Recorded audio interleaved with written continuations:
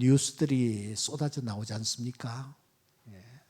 그런데 그 중에서 자꾸 생각하게 하는 뉴스가 한두 가지 제게 있습니다.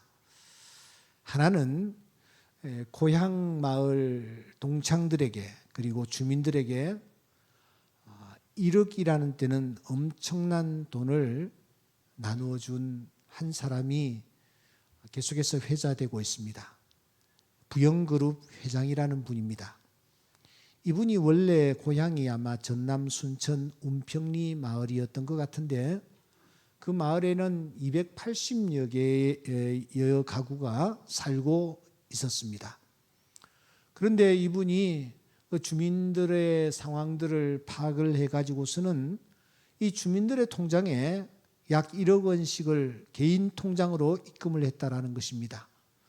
세금을 공제해도 엄청난 금액이었습니다.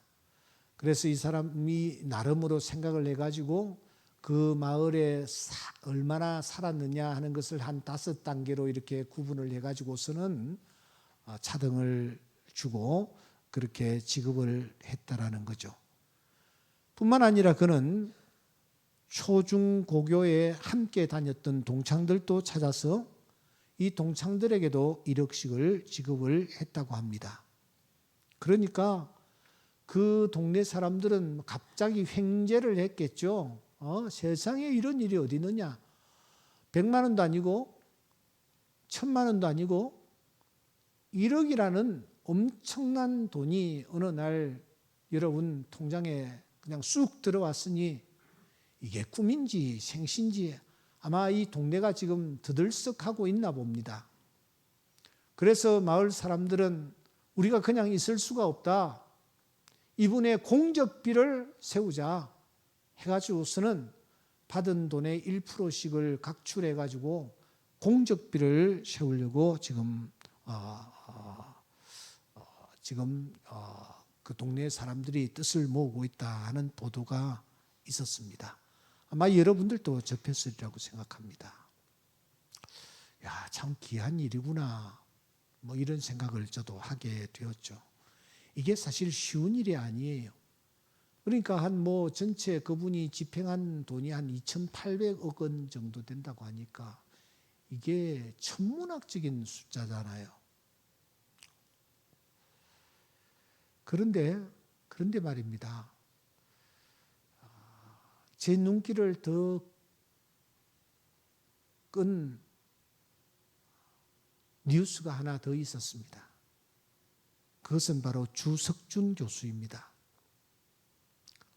이분은 아산병원에 근무하시는 교수님이신데 이분은 심장, 혈관, 흉부외과 수술 전문의였습니다. 이분이 지금까지는 많이 알려지지는 아니했지만 이분의 별명이 무엇이었느냐? 이분의 별명이 대체불가였답니다. 대체불가. 이 별명에서 우리가 뭔가 와닿는 것이 있지 않습니까? 대체불가. 그러니까 이 흉부외과 수술 분야에서는 우리나라에서 대체할 수 있는 사람이 없다. 독보적인 존재다. 그렇게 그들 사이에서는 불리어졌던 것 같습니다. 요즘 외과를 지원하는 의사들이 너무 적기 때문에 참 걱정이 됩니다. 안과라든지 피부과라든지 이런 쪽으로는 의사들이 많이 지원을 하는 것 같으나 이 수술을 하는 외과 분야는 사람들이 기피를 하는 것 같아요. 책임을 또 져야 되는 그런 내용들도 있기 때문이겠죠. 그런데 이분은 아무리 어려운 상황에 놓여 있는 사람이랄지라도 그저 달려든다라는 거예요. 살려야 된다. 그런 일념으로 그가 수술마다 그가 매달렸고 결국은 이 사람이 성공을 해내는 것입니다. 그가 얼마나 이 환자들을 위해서 진력을 했는지 자기 집으로 가지 않냐고. 그 아산병원 우리 알지 않습니까? 바로 그 옆에 조그마한 그 병원에서 마련해 준 집에서 생활하면서 왔다 갔다 하면서 그렇게 하면서 수술실에 계속 들어가서 수술을 했다라는 거예요. 지난 16일 그날도 이분이 자전거를 타고 집에 잠시 가서 옷을 갈아입는다든지 잠깐 뭔가 식사를 하고 오려고 이 자전거를 타고 그렇게 그 숙소에 가는 도중에 그가 불의의 교통사고로 세상을 떠났습니다. 이분은 주님의 교회의 집사님이셨습니다. 위패에 보니까 집사. 그 아들이 아버지 장례를 치르고 난 뒤에 이제 유품을 챙기기 위하여 그 집을 가 보았나 봅니다. 가서 보니까 이 자기 아버지의 평소 생활이 어떠했는지가 적나라하게 드러나는 거죠.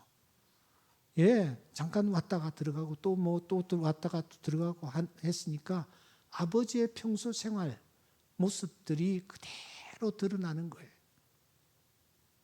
아버지는 그냥 라면 하나 끓여 드셨는지 씹어 드셨는지 모르지만 그렇게 드시고서는 또 병원으로 달려가고 옷은 아무렇게나 널려져 있고 그런 중에서 이 주 교수가 자기의 그 중심을 담은 글귀를 벽에 써놓은 것을 아들이 보고서는 마음에 큰 감동을 입었던 것입니다. 제가 이렇게 수술을 하지만 실제 치유 과정에서 내가 할 수 있는 일은 아무것도 없습니다. 제가 지금 수술을 하고 있지만 실제 치유 과정에서 할 수 있는 것은 아무것도 없습니다.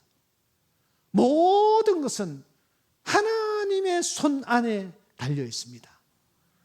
하나님이 치료하십니다. 하나님이 고쳐주십니다. 이 신앙이 그 뼛속 깊은 곳에 새겨져 있는 것을 아들이 보았습니다. 여러분, 이분이 1964년생이에요. 그러니까 지금 60이 이제 넘어갔는지 60 정도 됐죠. 이 사람이 이제 가장 최고의 경지에 이제 오른 시점이에요.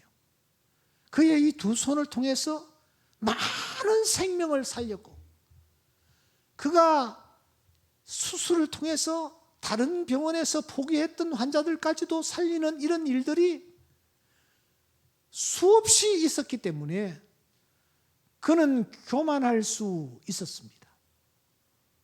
자기가 최고라고 목이 뻣뻣해질 수도 있었을 것입니다. 그런데 이 사람은 나는 치료하는 과정에서 할 수 있는 것이 아무것도 없습니다. 치료하시는 분은 하나님이십니다. 모든 것은 하나님의 손에 달려 있습니다. 이렇게 그가 고백하면서 수술에 임했다라는 사실이 드러나면서 많은 사람들에게 큰 감동을 안겨주는 것입니다. 저는 이분의 그 기사를 이렇게 접하면서 두 사람을 비교해 보았습니다. 부영그룹의 회장님은 82세예요.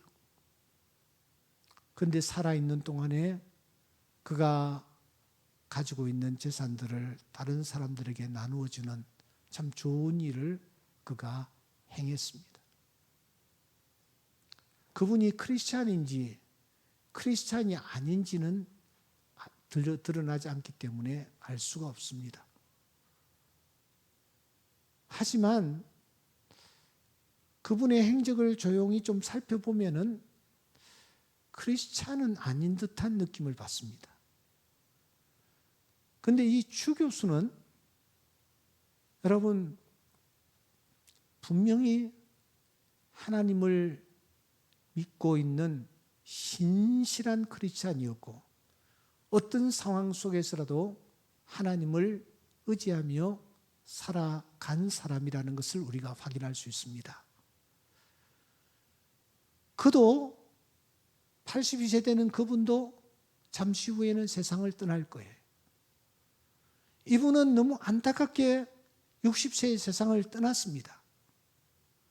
하나님 앞에 섰을 때에 하나님께서 어떤 삶을 기뻐하실까? 영광을 받으실까? 하나님 앞에서 더 상급을 주실까? 이런 생각을 혼자서 하게 된 것입니다. 왜냐하면 우리 순장반에서 스데반의 죽음에 대해서 우리가 같이 나누었기 때문입니다. 스데반은 젊은 나이에 몇 살인지는 모르겠지만 그는 돌에 맞아서 비참하게 어느 순간 예기치 못하는 순간 그가 세상을 떠나게 되었습니다. 하지만 이 스데반은 가만히 바라보면 우리가 정말 부러워할 만한 그런 죽음을 맞이한 사람이라고 할 수가 있습니다. 왜냐하면 이 스데반은 일하다가 하나님 앞에 섰었기 때문입니다. 일하다가 이 스데반은 성령 충만한 가운데 하나님 앞에 섰기 때문입니다. 이 스데반은 하늘 문이 열리는 것을 바라보며 하나님 앞에 섰기 때문입니다. 이 스데반은 주님의 영접을 받으며 하나님 앞에 섰기 때문입니다. 이 스데반은 마지막 죽는 순간 예수님의 죽음을 닮은 그런 죽음을 이 스데반이 맞이했기 때문입니다. 그래서 많은 학자들은 이 스데반의 죽음이야말로 오늘 우리가 본받아야 할, 또 우리가 소원해야 할 그런 죽음의 모습이 아닐까 그렇게 보고 있는 것입니다. 주석준 교수야말로 스데반의 죽음과 같은 그런 죽음을 그가 맞이하고 하나님 앞에 선 사람이라고 저는 확신합니다. 이런 면에 있어서 오늘 우리가 읽은 이 시편 103편은 우리에게 많은 도전을 줍니다. 여러분, 이 103편은 다윗이 쓴 시임에 틀림이 없습니다. 다윗이 어떤 상황에서 이 시를 썼을까? 이 103편의 배경은 어디일까 하는 것입니다. 여러분, 이 103편 잠시 한번 들여다보시기 바랍니다. 103편에 보시면 다윗이 지금 하나님 앞에 기도를 올리고 있는데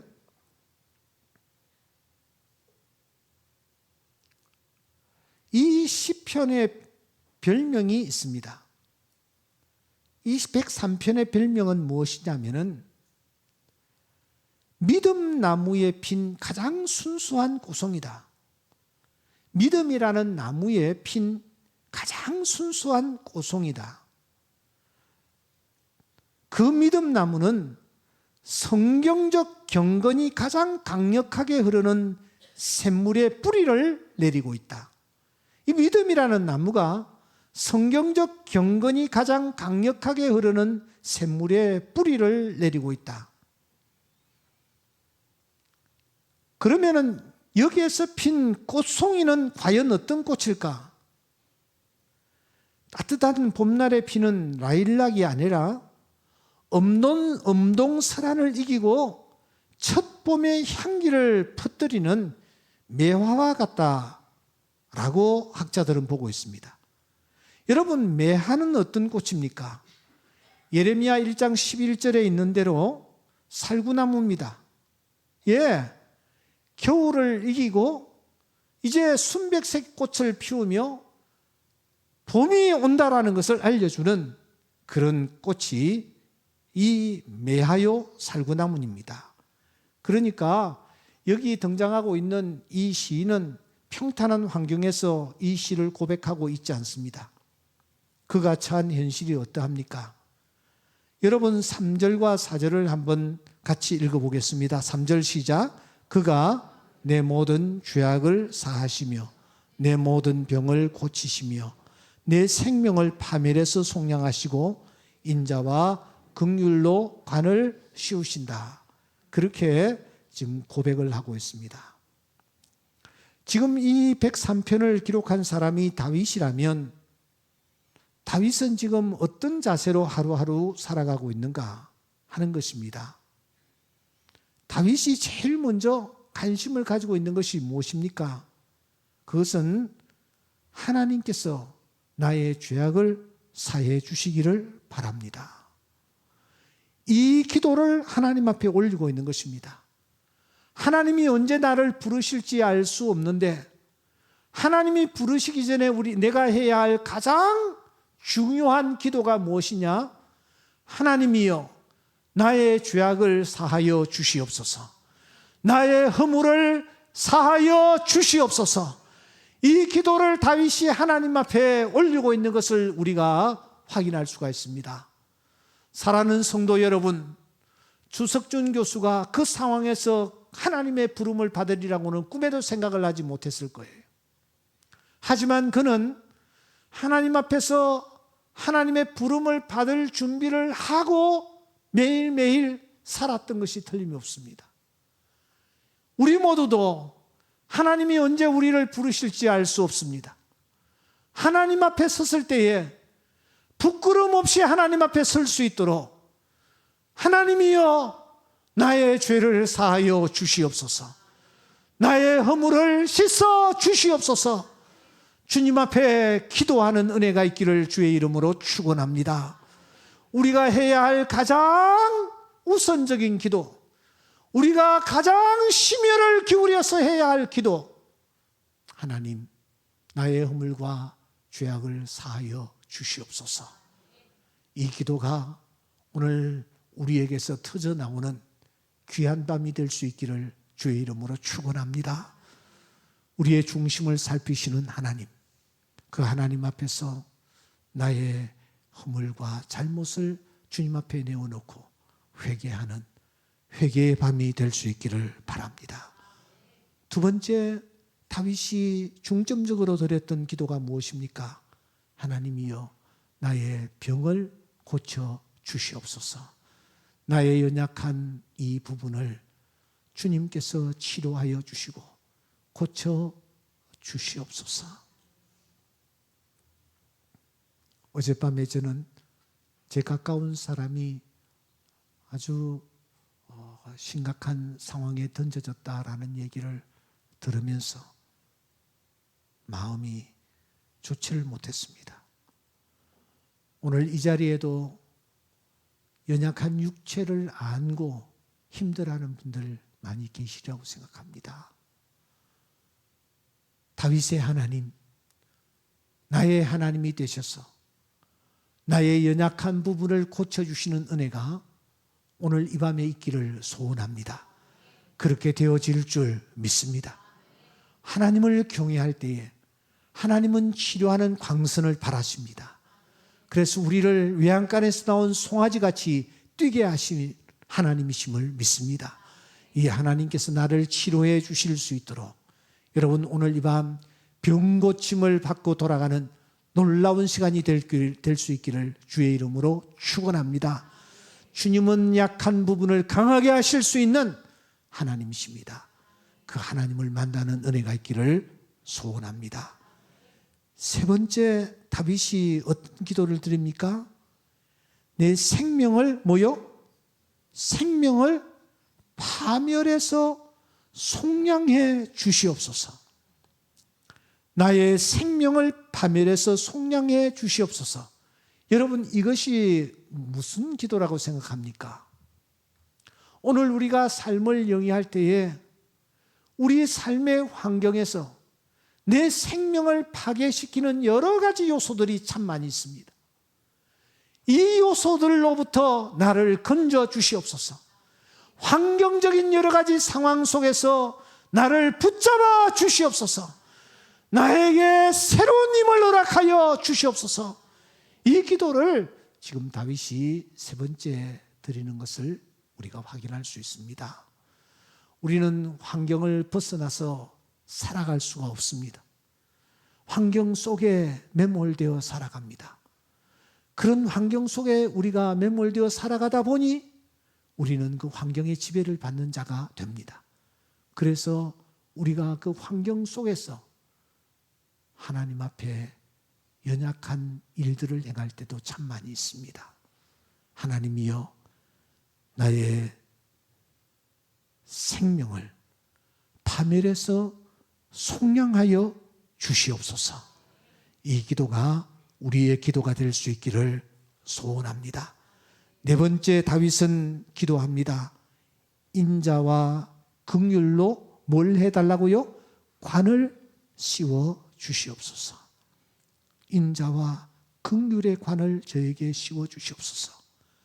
하나님께서 나를 바라보실 때에 하나님께서 씌워주신 그 인자라는 관과 긍휼이라는 관이 보여서 하나님이 진노를 멈추시고 하나님이 나를 불쌍히 여겨주시는 이런 놀라운 일이 내 삶의 현장에 일어날 수 있게 하여 주시옵소서. 제일 먼저 보이는 것이 무엇입니까? 관입니다. 관, 면류관입니다. 그런데 다윗은 영광스러운 영광의 면류관을 소원하는 것이 아니라 뭐요? 인자와 긍휼의 관을 소원하고 있습니다. 하나님이 나를 바라보실 때 나를 불쌍히 여겨주시는 것입니다. 나에게 긍휼의 관을 씌워주시는 것입니다. 그래서 하나님의 인자와 긍휼하심이 늘 끝까지 나와 함께하는 것을 내가 느끼며 살아가는 것입니다. 사랑하는 성도 여러분, 여러분들에게 이 은혜가 있기를 주의 이름으로 축원합니다. 인자와 긍휼의 관이 우리에게 늘 씌워지는 이런 은혜가 있기를 바랍니다. 마지막으로 다윗은 기도합니다. 여러분 다 같이 한번 5절을 읽겠습니다. 시작. 좋은 것으로 내 소원을 만족하게 하사 내 청춘을 독수리같이 새롭게 하시는도다. 할렐루야. 좋은 것으로 내 소원을 만족하게 하사 내 청춘을 독수리와 같이 새롭게 하시는도다. 하나님께서 이 5절의 소원을 들으시고 응답해 주시기를 주의 이름으로 축원합니다. 좋은 것으로 소원을 만족시켜 주시고 우리의 청춘으로 독수리와 같이 새로워지는 이런 놀라운 은혜가 있기를 소원합니다. 그러니까 다윗은 이 5가지를 항상 기도의 제목으로 삼고 하나님 앞에 나아가 기도했던 것을 우리가 확인하는 것입니다. 제일 먼저 다윗이 하나님 앞에 기도했던 것이 무엇입니까? 나의 죄악을 뭐요? 사하여 주시옵소서. 두 번째로는 뭐요? 나의 질병을 고쳐 주시옵소서. 세 번째는 뭐요? 생명을 파멸해서 속량해 주시옵소서. 네 번째는 인자와 긍휼의 관을 씌워 주시옵소서. 마지막 5째로는 좋은 것으로 내 소원을 만족시켜 주시옵소서. 이 기도를 다윗이 하나님 앞에 드리는 것입니다. 이렇게 기도했던 다윗을 향하여 하나님이 말씀하십니다. 내 마음에 합한 자라고요. 내 마음에 합한 자라고요. 우리가 기도할 때에도 하나님의 이 보물 창고를 여는 열쇠가 순서가 있어요. 이 순서가 바로 오늘 이 본문입니다. 제일 먼저 하나님 앞에 나와 무엇을 한다고요? 나의 허물과 잘못을 하나님 앞에 아뢰는 것입니다. 하나님이 그러한 자세를 기뻐하십니다. 그리고 나의 연약한 부분이 있을 때에 하나님 앞에 병을 고쳐달라고 기도하십시오. 하나님께서 그 기도를 들으시고 응답해 주실 것입니다. 하나님, 환경에 던져지지 않게 하시고 내 생명을 파멸해서 속량하여 주시옵소서. 인자와 긍휼로 간을 씌워 주시옵소서. 좋은 것으로 내 소원을 만족하게 해 주시옵소서. 이렇게 여러분 기도했을 때에 다윗에게 찾아온 것이 있었습니다. 그 다윗에게 찾아온 것이 무엇입니까? 1절을 주목하시기 바랍니다. 내 영혼아 여호와를 뭐요? 송축하라. 내 속에 있는 것들아 다 그의 거룩한 이름을 송축하라. 송축하라 이 말은 찬양하라 이 말입니다.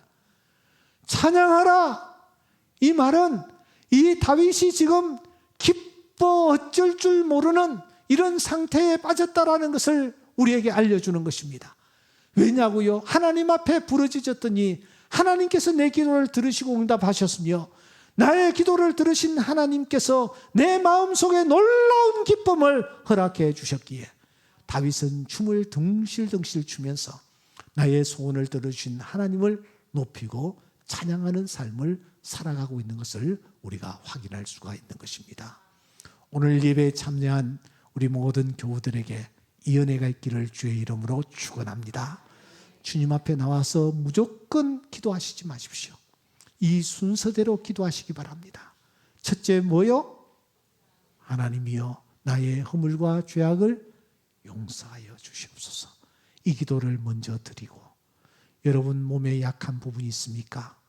하나님 앞에 내어놓으십시오. 주님께서 깨끗하게 치료하여 주실 줄 믿습니다. 치료하여 주실 줄 믿습니다. 오늘 이 밤에 연약한 질병을 안고 이 자리에 참석하신 분들 계십니까? 주께서 치료해 주시는 놀라운 역사를 맛보게 해 주실 줄 믿습니다. 우리의 생명을 파멸해서 구속해 주시며 인자와 긍휼로 간을 세워 주시고 좋은 것으로 우리의 소원을 만족해 하실 하나님 앞에 우리가 다 같이 찬양하며 기도하며 나아갈 때에 오늘 이 밤 이 자리에 놀라운 기쁨이 가득하는 그런 역사가 일어나게 될 줄 믿습니다. 우리 다 같이 찬양 드리는 시간을 갖겠습니다.